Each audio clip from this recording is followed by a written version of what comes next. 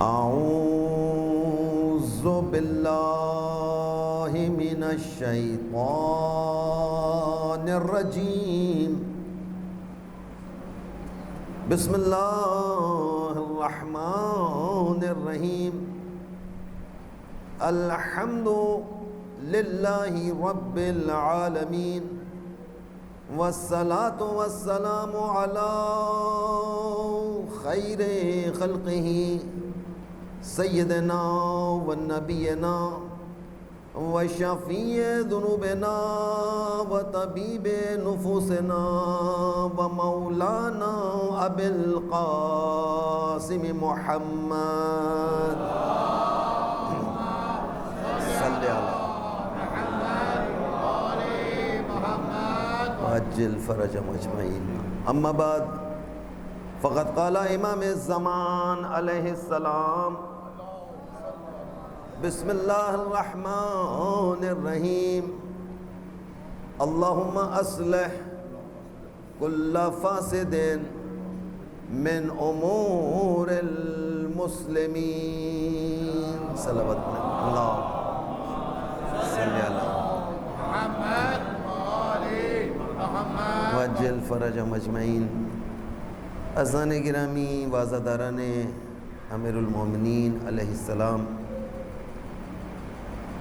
جس دعا کو سرنامہ مسلسل بنایا گیا وہ دعا خود امام زمان علیہ السلام کی دعا ہے، لیکن اس دعا کا تعلق ظہور امام سے نہیں ہے.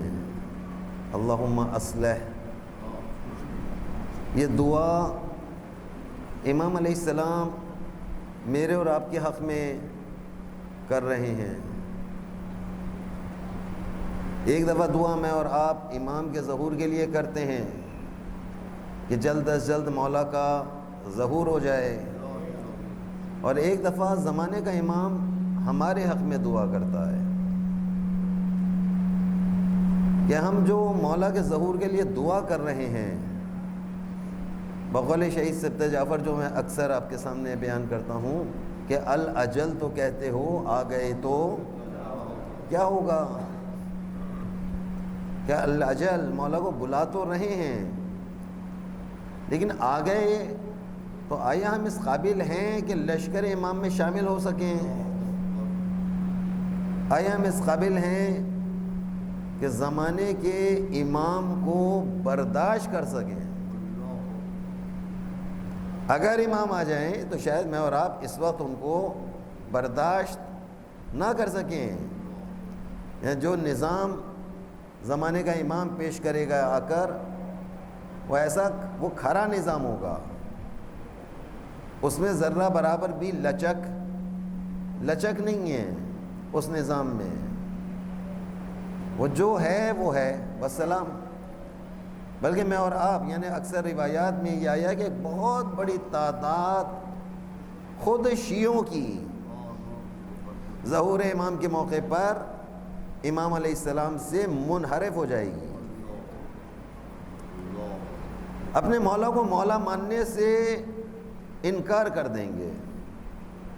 اچھا، ایسا صرف امام زمانہ کے ساتھ نہیں ہو رہا ہے، بلکہ ہر دور میں ہر امام کے ساتھ ایسا ہوا کہ ان کے چاہنے والوں نے اصل نظام امامت کو جب دیکھنا چاہا اور ان کے سامنے پیش کیا گیا تو اصل امام اس کو احکام کو ماننے سے انکار کر دیا. اتنا مشکل ہو گیا تھا، سانس لینا ان کے لیے مشکل ہو گیا تھا. چیز ہے کہ 3 کا جو زمانہ گزرا ہے اور یہ 25 سال کا دور گزرا ہے نا ان کا، اس کے بعد امام نہیں آئے تھے، امام کو لایا گیا تھا. بہت اصرار کے ساتھ امام علی کو لایا گیا اور کہا کہ نہیں، اب آپ کی ضرورت ہے، آپ آئیں. اگر آپ نہ آئے تو اب ہم نہیں رہ سکیں گے. یعنی ان کو اپنے آپ کو بچانا مشکل ہو رہا تھا. یہ نہیں مولا اب آپ کی ضرورت ہے. اور جب مولا آ گئے،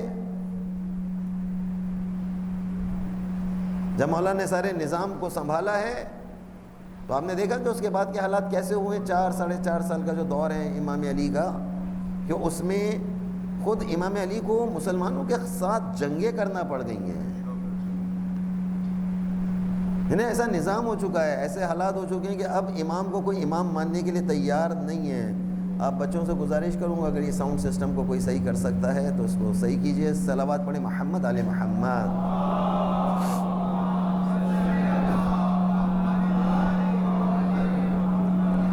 وجل فرج بارے دیگر بلندر صلوات پڑھیے گا.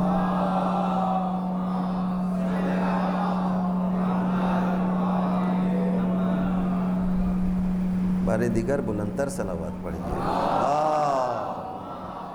صلی علی محمد وآلہ وجل فرجہم اجمعین.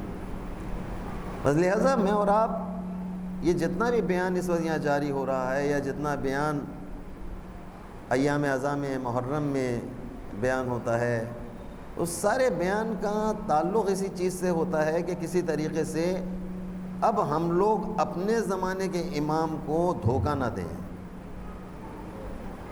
اب ہم اپنے زمانے کے امام کے قابل بن جائیں. ایسا نہ ہو کہ زمانے کا امام اب آئے اور اب آنے کے بعد پھر دوبارہ سے وہی صورتحال کو جو مولا نے بتایا ہے. ایک بہت بڑی تعداد ظہور کے موقع پر مجھ سے جنگ کرنے کے لیے تیار ہو جائے گی, اپنے ہی امام کے خلاف ہو جائیں گے, اور اپنے امام سے لڑنے کے لیے اتنے زیادہ کہ تلوار کھینچیں گے باقاعدہ, اور مولا کو باقاعدہ صفایا کرنا پڑے گا, قتال ہوگا باقاعدہ. 70,000 بعض جگہ آیا کہ 70,000 افراد کو, یہ کون 70,000 افراد ہیں؟ یہ چاہنے والے ہوں گے, یہ غیر نہیں ہیں, یہ اپنے, کیونکہ اس زمانے میں بہت زیادہ ابھی شیعت تبدیل ہو چکی ہوگی, نظام تشیع تبدیل ہوگا. آپ یہاں سے صرف حیدرآباد تک جائیے, حیدرآباد میں جا کر اپنی مجالس وغیرہ میں جا کے شرکت کیجئے, حیدرآباد سے اور آگے نکلیں اور آگے نکلیں, پنجاب پہنچیں گے, بالکل ایک نیا عزاداری میں ایک نیا کلچر آپ کو ملے گا. ایسی ایسی نئی نئی چیزیں آپ کو سننے کو مل رہی ہوں گی وہاں پر. خود اپنے ہی شیعہ جو نماز پڑھ رہے ہیں, جو مسجدوں میں آباد ہیں, جن کو مسلسل پورے سال تبلیغ مذہب سے جو گزر رہے ہیں, جو تبلیغ مذہب کے اندر آ رہے ہیں, خود انہی کی اگر باتیں میں اور آپ سننے لگ جائیں تو حیرت ہونے لگتی ہے کہ یہ لوگ کیا کہہ رہے ہیں. یہ تو خیر میں بہت دور چلا گیا, ہم اپنے علاقے سے ہی نکل جائیں, یہاں سے نکل کر بھی اگر ہم کسی اور علاقے میں چلے جائیں کراچی کے, اور وہاں جا کر جناب علی اپنے مومنین کے بعد جا کر یہ اس طرح کی میں گفتگو کروں جیسے آپ سننے کے اب عادی ہو چکے ہیں, وہ شاید حیران ہو رہے ہوں گے سن کر, یا شاید وہ سننے کے لیے تیار بھی نہ ہوں, شاید دوسرے دن تشریف نہ لائیں, یا ممکن ہے کہ انتظامیہ سے کہیں میاں اور کوئی نہیں ملا تھا, تم نے ہمارا وقت برباد کر دیا. اب بتائیں امام علی کا دور کہ جس میں امام کے سامنے امام کے چاہنے والے وہاں پر موجود ہیں, اب وہ امام کو کن حالات سے گزرنا پڑ رہا ہے, بتانا کیا تھا, انگیج کن معاملات میں کر دیا, یہ انگیج کر دیا ہے نا. یعنی میں بھی اپنی گفتگو میں بہت زیادہ انگیج رہتا ہوں کہ اصل میں کیا چیز بتانا, کیا چیز تھی, انگیج کہیں اور ہو گئے ہیں جا کر, کیونکہ ہمیں معلوم ہے کہ اس چیز کے یعنی کتنے محاذ کھلے ہوئے ہیں اس وقت یہاں پر. یہی آپ ہی میرے سامنے بیٹھے ہوئے تو ایک مختلف محاذ ہیں میرے سامنے, مختلف دماغ کے افراد یہاں پر بیٹھے ہوئے ہیں. میں کہہ کیا رہا ہوں, سمجھ آپ کیا رہے ہیں, ہر شخص اپنے اپنے اعتبار سے سمجھ رہا ہے. یعنی جو محبت کی نگاہ سے دیکھ رہا ہے وہ محبت سمجھ رہا ہے, جو تعصب کی نگاہ سے دیکھ رہا ہے, یعنی اگر کوئی یہاں پر بیٹھ کے مخالفت کی نگاہ سے ساری گفتگو سن رہا ہوگا تو ایک لفظ بھی اس پر اثر انداز نہیں ہوگا. وہ پورے وقت اسی توجہ میں لگا رہے گا کہ کیا کوئی ایسا کوئی نازک کوئی ایسا جملہ مجھے مل جائے جو رگڑنے کے لیے کافی ہو. اور پورے وقت اسی کشمکش میں لگا رہے گا کہ پوری مجلس میں سے کوئی ایسا نچوڑ مجھے مل جائے کہ جو مخالفت کرنے کے لیے مجھے پتہ چل جائے، میں باہر جا کر کے دیکھو میں تو کہہ رہا تھا، میں تو پہلے سے مجھے معلوم تھا کہ یہ ہوگا، یہ بولیں گے، ان کو اس کے علاوہ کچھ آتا نہیں۔ تو یہ بیماری آج کی بیماری، یہ بیماری آج کی بیماری نہیں ہے، یہ بیماری 1400 سال پرانی بیماری ہے۔ ہر دور میں منافقین پیدا ہوئے ہیں، ہر دور میں منافقین رہے ہیں، ہر دور میں منافقین کی کثیر تعداد رہی ہے، کسی دور میں بھی منافقین کی کمی واقع نہیں ہوئی ہے۔ یعنی آتے تھے، رسول اعظم کے پیچھے نماز پڑھتے تھے، امیر المومنین کے پیچھے نماز پڑھتے تھے، وعلی محمد وجل فرجهم اجمعین، لیکن اس دوران نماز بھی ان کی ساری، رسول اعظم کے خطبے کے دوران بھی ان کے ساری خواہش یہ رہتی تھی کہ کوئی ایسی بات مل جائے، کوئی کمزوری کا کوئی ایسا جملہ مل جائے کہ جسے پکڑ لیا جائے، اور اس کو پکڑنے کے بعد ہم جناب علی اس کو لیے پھریں پورے مدینے میں، پورے مکے میں اس کو لیے پھریں، اور کسی طریقے سے ہماری بات ہو جائے کہ دیکھو یہ جس کو تم رسول مان رہے ہو یہ ہمارا جیسے ہم منافق ہیں، یہ خود منافق تھے نا، آئینہ منافقت رکھتے تھے اپنے پاس، آئینہ منافقت رکھنے کے بعد جناب علی ان کو ہر چیز منافقانہ نظر آتی ہے۔ اگر میرے چشمے پر دھول لگی بھی ہو اور میں دھول صاف نہ کروں اور ایسے ہی دیکھنا شروع کر دوں تو مجھے ہر چیز دھندلی نظر آئے گی، کیونکہ دھول ہے، دھول کا کام ہے دھندلا پن، اور اگر آنکھیں صاف ہیں تو ہر چیز شفاف نظر آئے گی۔ لہٰذا اگر دماغ پر دھندلا پن ہے، دل پر اگر دھندلا پن ہے، بقول امام باقر علیہ السلام،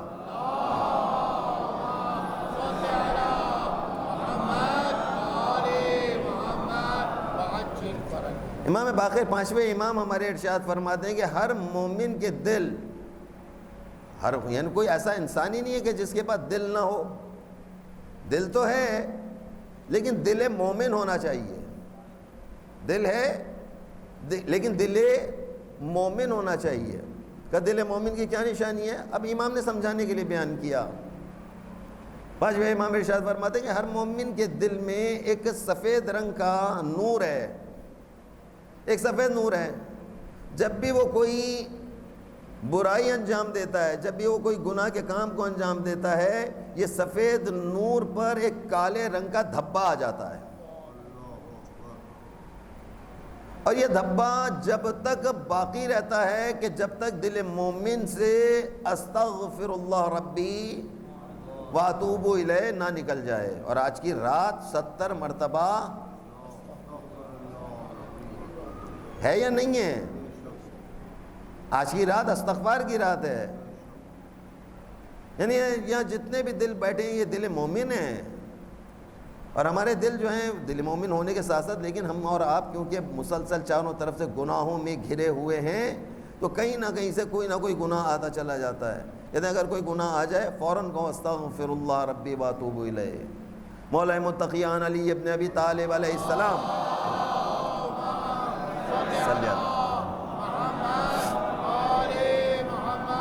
وَأَجِّلْ فَرَجَهُمْ أَجْمَعِينَ۔ مولا نہج البلاغہ میں ارشاد فرماتے ہیں کہ مومن کو کانٹا بھی چبھ نہیں سکتا سوائے کہ یہ کہ اس نے گناہ انجام دیا،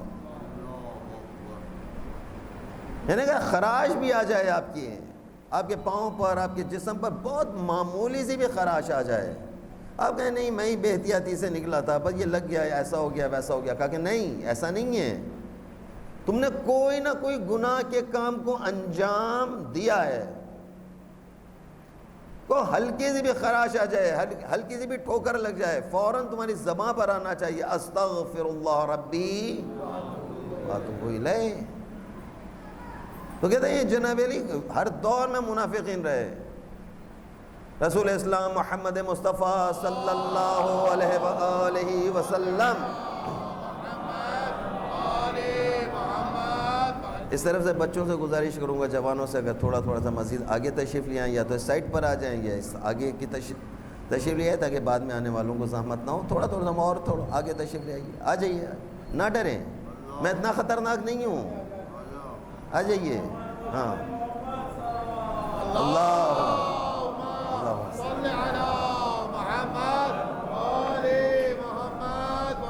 ویسے مزیداری کی بات یہ ہے کہ کلمہ آپ کا بلا فصل ہے، کلمے میں قائل ہیں بغیر کسی فاصلے کے، اور عملی زندگی میں آپس ہی میں فاصلہ. ایک صلوات اور پڑھے، محمد آل محمد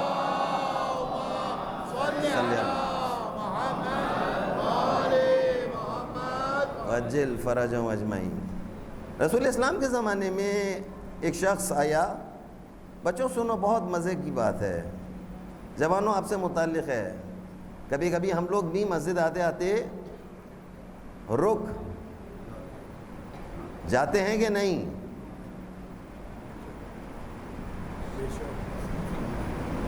رکتے ہیں یا نہیں؟ مسجد کے لیے آ رہے تھے، آتے جب مسجد ہی کے لیے نکلے تھے، لیکن نہ جانے راستے میں کوئی ایسی رکاوٹ آئی کہ آتے رک گئے، پلٹ گئے، واپس پلٹ گئے. ایسا ہو جاتا ہے بعض اوقات. کیوں ڈر رہے ہیں حامی بھرتے ہوئے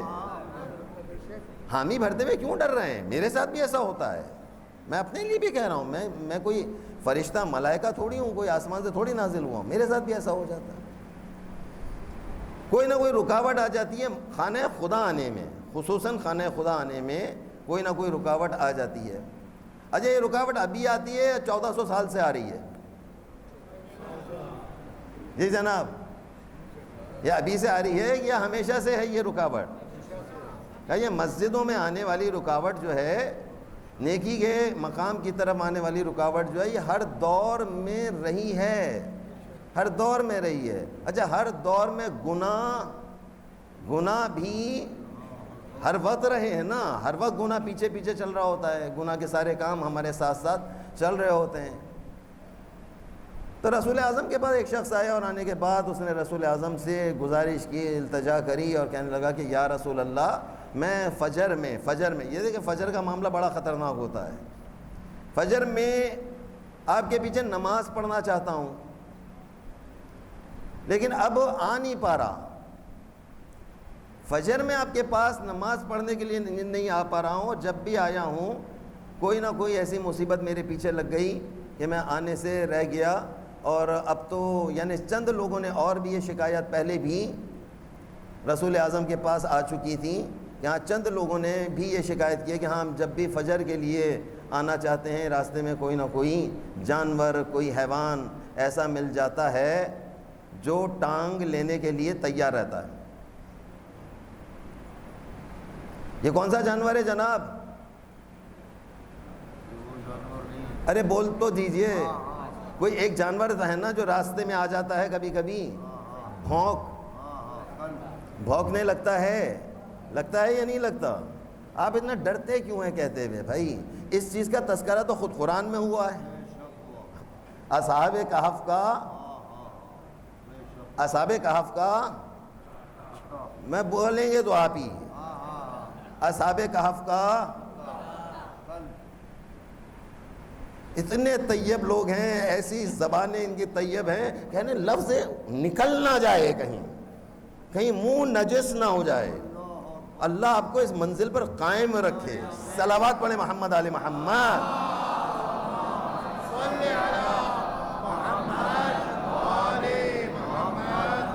واقعاً بڑا تعجب، خوشی بھی ہوتی ہے بعض اوقات مجھے کہ کتنے پرہیزگار لوگ ہیں.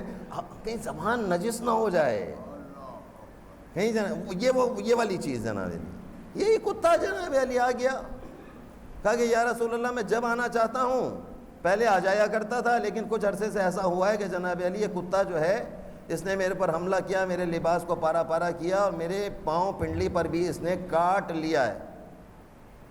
اچھا، اس طرح کی خبریں رسول اعظم کو کبھی کبھی مل رہی تھیں کہ ہاں اس طرح کا مدینے میں کوئی واقعہ. اکثر لوگ اس طرح کی اب شکایت کرنے لگے ہیں. رسول اعظم نے جیسے سنا کہ اچھا ایسی بات ہے، اس نے مسجد میں آ کے شکایت کی کہ میں نہیں آ رہا ہوں، فجر میں تو میں آتا ہی نہیں ہوں، ظہرین میں آ کے شکایت کی ہوگی، مغربین میں شاید اس نے شکایت کیا، ہمیں نہیں پتا کس وقت شکایت کر رہی اس نے، لیکن یہ طے ہے کہ فجر نہیں تھا. فجر کے چہرے الگ ہوتے ہیں بھائی، ہوتے ہیں کہ نہیں؟ فجر کے چہرے الگ ہیں، ظہرین الگ لوگوں نے سنبھالی بھی ہے، مغربین کی پارٹی بالکل الگ ہے، بالکل الگ ہے. صرف یہی نہیں، پوری کائنات میں یہ سارا سسٹم چل رہا ہے کہ صاحب مغرب کے مہمان الگ ہوں گے، فجر کے مہمان الگ ہوں گے، ظہرین کے چہرے الگ ہوں گے، اور ماہ رمضان کی تو بات ہی الگ ہے. ایک صلوات ہو جائے محمد آل محمد.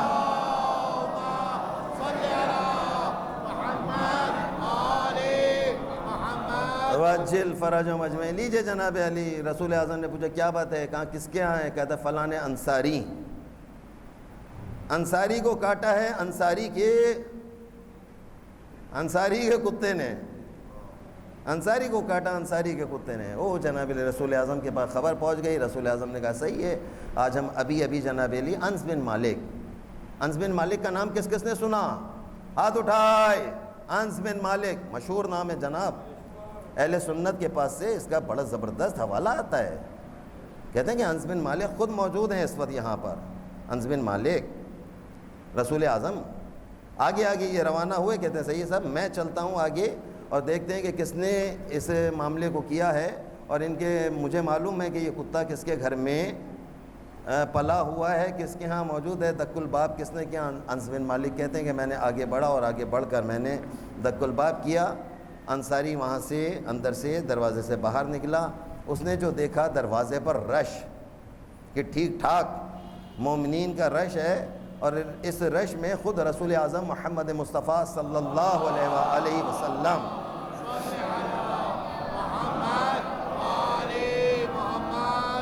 خود جلوہ افروز ہیں، پہنچے ہیں یہاں پر. جیسے اس نے دیکھا یہ رسول اعظم کو دیکھ کر گھبرا گیا، ڈر گیا، خوفزدہ ہوا. کہنے لگا یا رسول اللہ، آپ نے خود میرے دروازے پر آنے کی زحمت کیوں کی؟ آپ مجھے بتا دیتے، کسی کو بھیج دیتے، میں خود ہی آپ کے ہاں حاضر خدمت ہو جاتا. آپ کیسے آ گئے؟ رسول اعظم نے ارشاد فرمایا ہم نے سنا ہے تمہارے گھر میں کوئی کتا ہے. کہا جی ہے. کیا کیا؟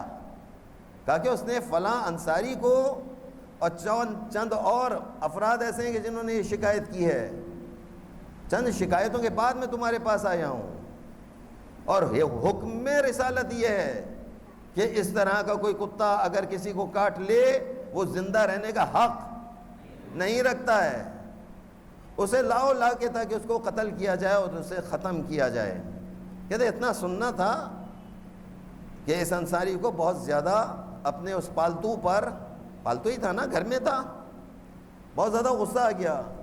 آگے بڑھے، وہ گیا اندر گیا، رسی اس کے گلے میں باندھی اور گھسیٹتا ہوا اسے باہر لایا. جیسے ہی اس کتے نے رسول اعظم کو دیکھا گویا ہوا السلام علیکہ یا رسول اللہ.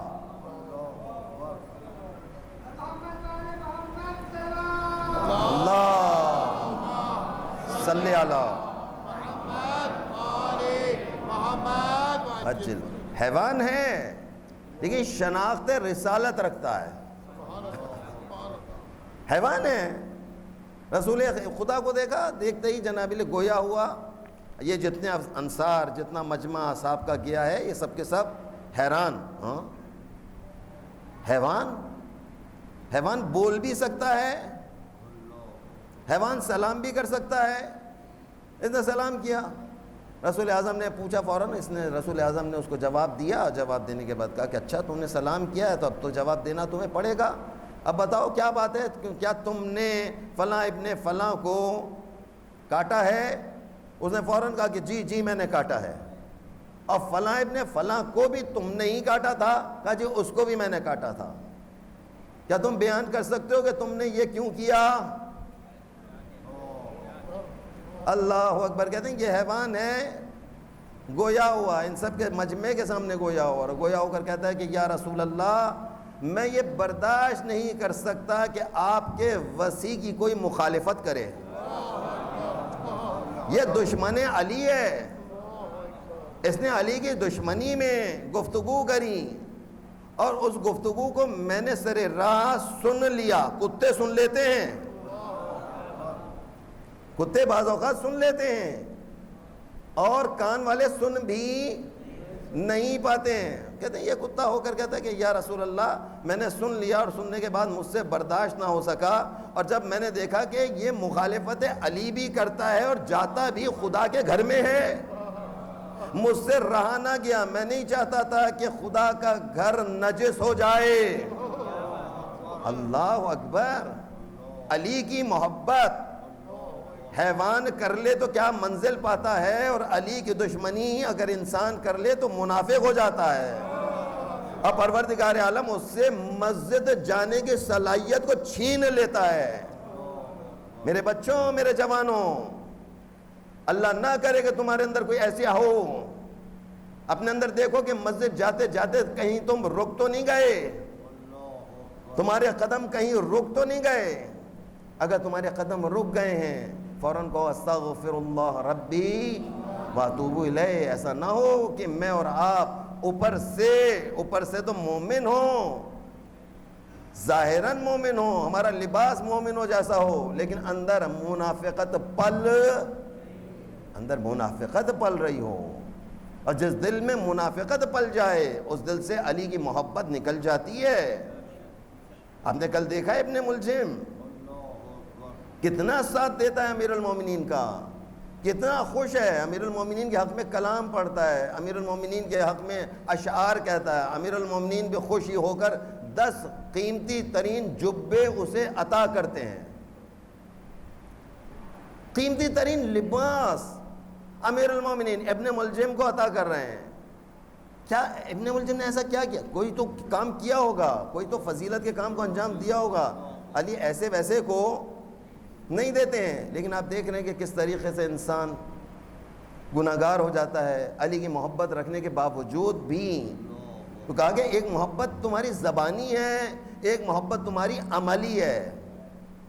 وہ عملی محبت چاہتے ہیں, ان کا مطالبہ جو ہے ائمہ علیہم السلام کا مطالبہ عملی مطالبہ ہے. وہ کہتے ہیں تم ہمارے ساتھ عمل کرو. کل کا جلوس ہے, ابھی آج کا جلوس ہے, مختلف جگہوں پہ جلوس نکل رہے ہوں گے. میرے بچوں, میرے جوانوں, میں آپ سے گزارش کرتا ہوں للہ خدا را, رات میں بھی کسی جلوس کی زیارت کرو, تمہاری نگاہ زمین کی جانب ہو, تمہاری نگاہ نامحرم کے سامنے نہ اٹھے. اپنا احترام کیجئے, اپنی نگاہوں کی حفاظت کیجئے. اے میری بیٹی, اے میری بہن, میں آپ سے مخاطب ہوں, للہ خدا را آپ اپنے پردے کا اہتمام کیجئے. آگے بڑھ کر اس طرح ایک کونے میں کھڑے ہو کر زیارت کر لیجئے. مردوں میں گھسنا سیدانیوں کا کام, مجمع میں گھسنا, غیر مردوں کے درمیان جا کر زیارت کرنا مناسب نہیں ہے, مناسبت نہیں رکھتا ہے. اللہ نہ کرے کہ ایسے میں نامحرم کا ہاتھ آپ کو لگ جائے, آپ کا ہاتھ نامحرم کو لگ جائے, آپ پر ایک نگاہ پڑ جائے نامحرم کی. اپنے آپ کو بچائیے. رات کی تاریکی میں آپ نے اپنے آپ کو بچانا ہے.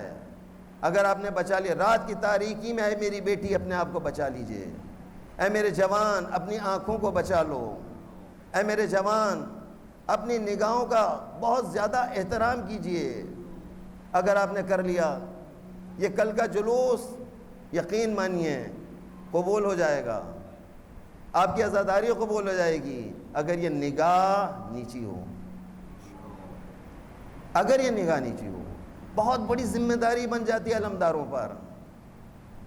علمدار, تابوت اٹھانے والے افراد, علم اٹھانے والے افراد, ذوالجناح لے کر چلنے والے افراد, ذریعہ لے کر چلنے والے افراد, ان کی ذمہ داری شاید ہم سے بہت زیادہ ہے, کیونکہ یہ جاتے ہیں خواتین میں. جانا ہے, جانا چاہیے. زیارت نہیں کریں گی تو کیسے کریں گی زیارت؟ اگر آپ علم کنارے پر لے کر چلیں, یہ کبھی بھی بیچم بیچ آنے کی کوشش نہیں کرے گی. آپ جائیں, آپ کی نگاہ نیچے ہونی چاہیے, احترام سے جائیے. اپنے ہاتھ کو اپنے ہاتھوں کی حفاظت کیجیے.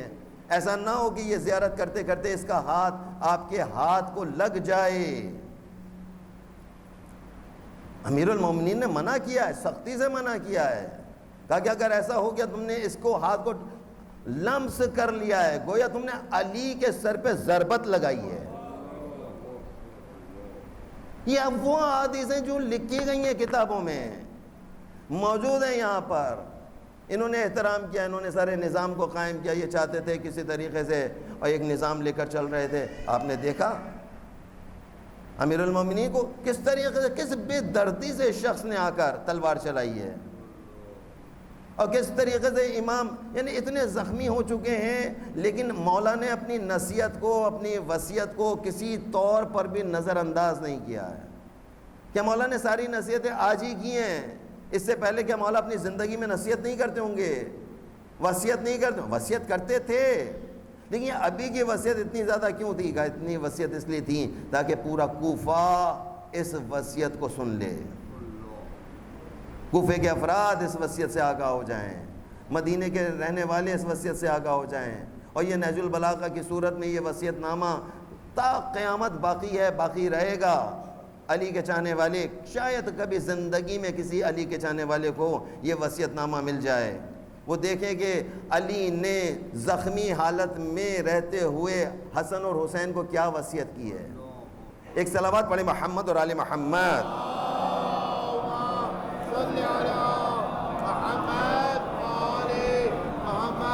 وَجِّلْ فَرَجَهُمْ أَجْمَعِينَ، کہتے ہیں میں تم دونوں کو وصیت کرتا ہوں۔ اللہ اکبر! اگر وہ کہہ رہے ہیں حسن اور حسین کو کہہ رہے ہیں اللہ سے ڈرتے رہنا، کیا منزلت ہے تقوی و پرہیزگاری کی، جو امام حسن مجتبیٰ کے لیے اس طرح سے کہہ رہے ہیں اے حسن خوف خدا، اے حسین خوف خدا۔ یہ حسن اور حسین کو خوف خدا کیوں؟ تاکہ حسن اور حسین کے جو چاہنے والے ہیں ان تک یہ پیغام پہنچ جائے کہ خوف خدا آپ کو حاصل کرنا ہے۔ کہا کہ خوف خدا جب تک دنیا میں رہو، دنیا کے خواہش مند نہ رہنا۔ اگر وہ تمہارے پیچھے لگ جائے اور دنیا کی کسی ایسی چیز پر نہ کوڑنا جو تم سے روک لی جائے، جو کہنا حق کے لیے کہنا، جو کرنا ثواب کے لیے کرنا، ظالم کے دشمن مظلوم کے مددگار۔ اللہ، امیر المومنین کہہ رہے ہیں مظلوم کے مددگار بن جاؤ، ظالم کے دشمن بن جاؤ۔ یہ زمانہ آپ دیکھ لیجئے کس زمانے سے میں اور آپ گزر رہے ہیں، دیکھنا پڑتا ہے بڑا ظالم کون ہے اور چھوٹا ظالم کون ہے، کم سے کم نقصان کہاں سے مل سکتا ہے، زیادہ سے زیادہ نقصان کہاں سے مل سکتا ہے۔ آپ کو اپنے آپ کو زیادہ سے زیادہ نقصان سے بچانا ہے۔ یہ مولا کی وصیت، مولا یہ وصیت کر رہے ہیں اپنے چاہنے والوں سے۔ دنیا اگر تمہارے پیچھے لگ گئی ہے، دنیا تمہارے پیچھے پیچھے دوڑ رہی ہے، شہرت تم کو مل گئی ہے، پیسہ تم کو مل گیا ہے، جائیداد تم کو مل گئی ہے، یا کوئی ایسی شے تم کو نظر آ رہی ہے، ڈر جاؤ، خوف زدہ ہو جاؤ۔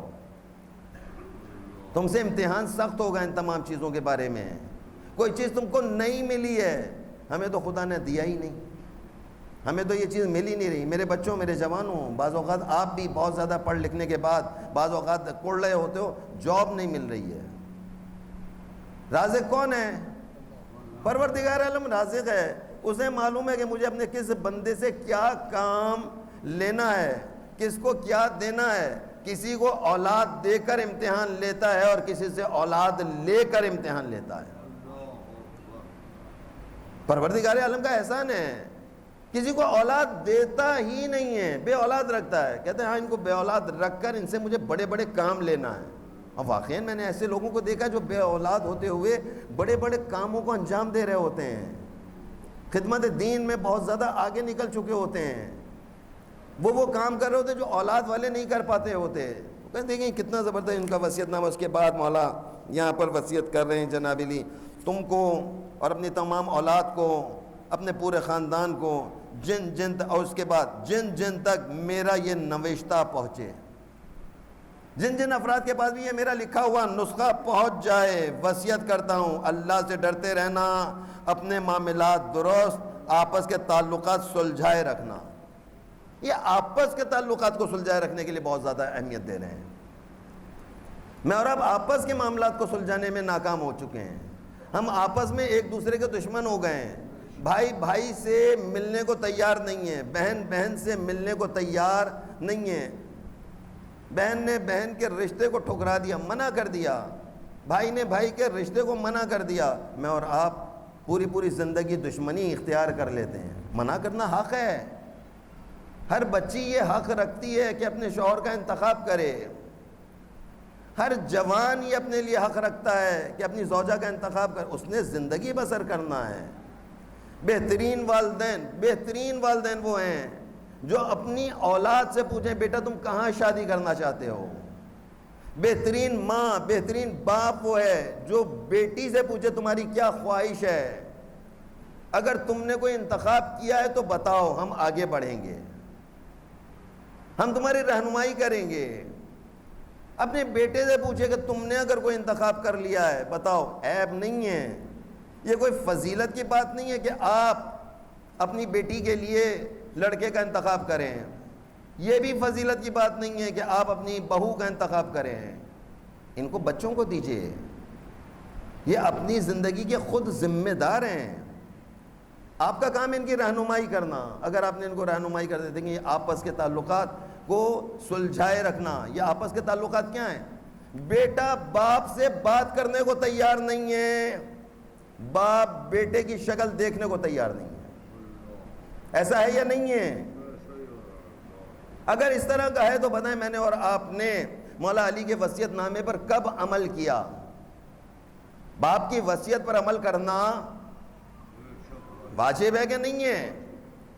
باپ کی وصیت پر عمل کرنا واجب ہو جاتا ہے, لازم ہو جاتا ہے. عزیزان, معاملہ اتنا زیادہ سنگین ہے, اتنی زیادہ نزاکتیں یہاں پہ چل رہی ہیں. مولا آپ زخمی حالت میں ہیں, مولا آپ کو اپنا زخم دیکھ کر کہتے ہیں جس وقت مولا کو لے جایا جا رہا تھا مسجد کوفہ سے زخمی حالت میں گھر کی جانب, کل آپ نے سنا نا کہ مولا کو احساس ہو رہا تھا کہ میرے پیچھے بہت بڑا ایک مجمع آ رہا ہے, میرے چاہنے والوں کا مجمع آ رہا ہے.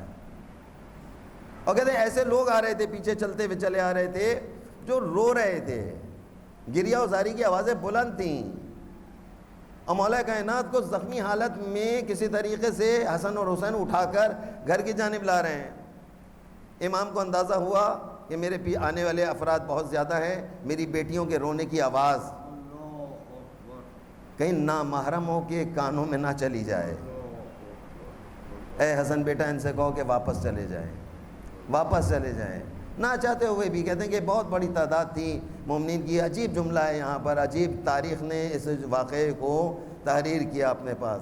کہتے ہیں کہ سارے لوگ چلے گئے. دیکھنے والا کہتا ہے کہ میں نے دیکھا کہ علی کے دروازے پر سے بہت بڑی تعداد, کہتے ہیں سب ہی چلے گئے. کچھ دیر کے بعد میں نے دیکھا کہ خانہ علی کا دروازہ دوبارہ کھلا ہے, اور اب جب دروازہ کھلا تو میں نے دیکھا کہ حسن مجتبیٰ گھر سے باہر تشریف لائے ہیں. اور گھر سے باہر تشریف لانے کے بعد حسن مجتبیٰ گھر کے باہر بیٹھے ہوئے ایک شخص کی جانب متوجہ ہوئے. یہ کون شخص ہے؟ اس نے جانے سے انکار کر دیا تھا, یہ گیا نہیں تھا, پورا کوفہ واپس چلا گیا ہے. امام حسن مجتبیٰ اس شخص کے پاس آئے, قریب آ کر اس کے پاس بیٹھے, اس کے کاندھے پر ہاتھ رکھا. تاریخ نے اس شخص کا نام بتایا ازبغ بن نباتا, علی کے چاہنے والوں میں سے ہے. امام حسن کا عجیب جملہ ہے. امام حسن مجتبیٰ نے پوچھا ازبغ کیا بات ہے, سب کے سب چلے گئے تم نہیں گئے ہو. اس نے ایک عجیب جملہ کہا ہے, کہا کہ مولا جن کے پیروں میں طاقت تھی وہ چلے گئے, مولا میرے پیروں میں طاقت نہیں ہے, مولا میرے پاس چلنے کی صلاحیت ختم ہو گئی ہے.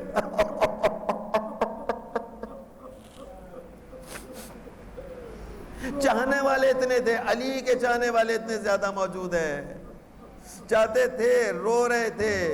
حسن اور حسین نے کہا بابا کہہ رہے چلے جاؤ, تو یہ محبت علی رکھنے کے باوجود چلے گئے ہیں. لیکن پورے کوفہ میں ایک ازبغ ہے جس کے پیروں کی طاقت چھن گئی ہے. کہتا ہے مولا میں کیسے گھر چلا جاتا, ارے میرے اندر تو چلنے کی طاقت نہیں ہے. یہ سننا تھا, حسن مجتبیٰ رونے لگا.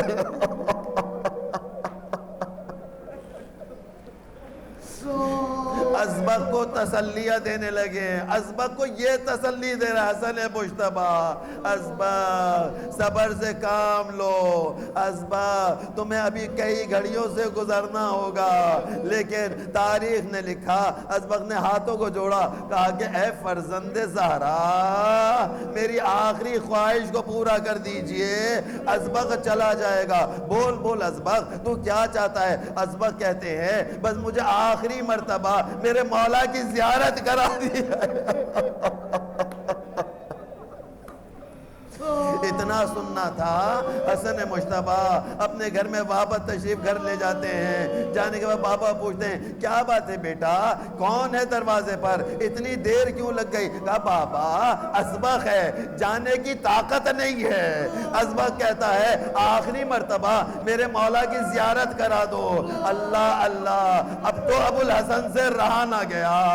ابو الحسن نے کیا کہا, ارے زینب اور ام کلثوم, ارے حالت پردہ میں چلی جاؤ. ہمارا چاہنے والا ہماری زیارت کے لیے آنا چاہتا ہے. ارے گھر میں پردے کا اہتمام کیا گیا. میں کہوں گا سلام زینب کبریٰ, ارے سلام ام کلثوم, کس طریقے سے اپنے رونے پر کنٹرول کیا ہوگا, کس طریقے سے برداشت کیا ہوگا. اللہ اللہ. ازبق کہتے ہیں میں جیسے ہی گھر کے اندر گیا میں نے ایک عجیب منظر دیکھا. ارے جو منظر میں نے مسجد کوفہ میں نے کیا دیکھا تھا, ارے میرے مولا کا سر ہے اور ایک خون کا فوارہ ہے. میرے مولا کی ریش مبارک ہے اور خون سے تر ہے. لیکن میں نے دیکھا مجھے بتایا گیا, ارے زینب اور ام کلثوم سے یہ منظر دیکھا نہ گیا. ارے زینب سر کو صاف کرتی جاتی تھی اور روتی جاتی تھی. ارے ام کلثوم ریش مبارک پر لگے ہوئے خون کو صاف کیا. میں نے دیکھا میرے مولا کا چہرہ زردی مائل ہو چکا ہے, سر کے خون کو صاف کیا جا چکا ہے. جب یہ صاف ہوا سر میں نے دیکھا, شاید ازبق کو یاد آیا ہو کہ رسول اعظم پر بھی یہ وقت آیا تھا. کیا کون سا وقت آیا تھا؟ کہا جب خدیجہ دنیا سے چلی گئی تھی نا تو محمد مصطفیٰ تنہا ہو گئے تھے.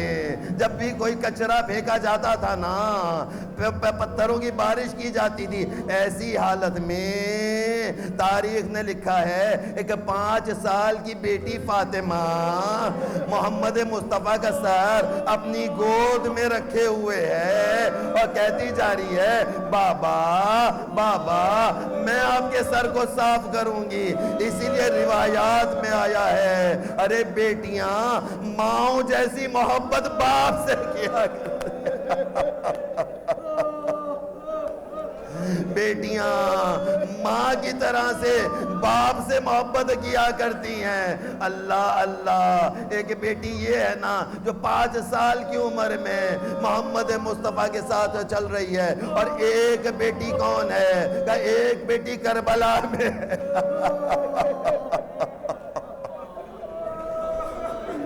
اللہ اللہ. تاریخ میں بتایا کہ جرہ آیا, آنے کے بعد بتایا کہ اب علی کے لیے اگر کوئی خواہش ہے, کوئی چیز ان کو دینا ہے, ارے پانی تو تم پلاؤ گے ہی, ان کو بہت زیادہ ضرورت دودھ کی ہے. بھائی اتنا اصحاب نے سن لیا, ارے پورے کوفہ میں خبر پھیل گئی علی کو دودھ پلایا جائے.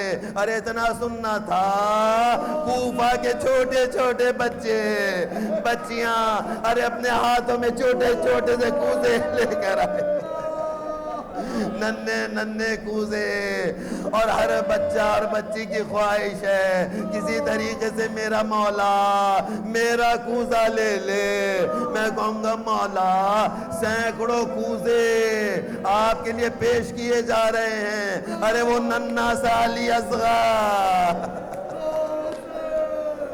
ایک گھونٹ پانی دینے کے لیے کوئی تیار نہ تھا. اللہ اللہ. میرے مولا وصیتیں کرتے جا رہے ہیں. ایک وقت ایسا آیا دنیا کو ودا کیا ہے میرے مولا نے. یہ آج کی رات ارے زینب کی یتیمی کی رات ہے, آج کی رات ام کلثوم کی یتیمی کی رات ہے. ارے اب حسن اور حسین یہ چہرہ نہ دیکھیں گے. ارے کوفہ والوں اب یہ چہرہ نصیب نہ ہوگا. اب علی کا چہرہ تا قیامت ارے تراب کے حوالے ہوا جا رہا ہے. اللہ اللہ, علی کو تراب کے حوالے تو کیا گیا, لیکن میں کہوں گا مولا زینب اور ام کلثوم یتیم ہو گئیں, لیکن یتیم ہوتے ہی ان پر ایسی کوئی مصیبت نہ آئی. ارے جیسی مصیبت حسین کی 4 سالہ بیٹی سکینہ پر آ رہی ہے. سکینہ کہتی ہے بابا آپ نے تو یہ بتایا تھا کہ یتیم اسے کہتے ہیں کہ جس کے سر پر شفقت سے کوئی ہاتھ پھیرے, لیکن بعد عاشورہ یتیم نے کیا کہا کٹے ہوئے سر کو دیکھ کر, اے بابا یہ معلوم نہ تھا کہ یتیموں کے منہ پر تماچے بھی مارے.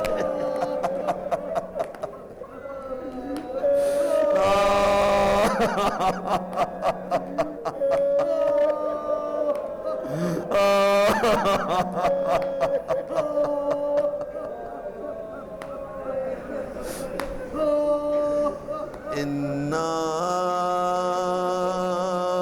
لِلَّهِ وَإِنَّا إِلَيْهِ راجعون.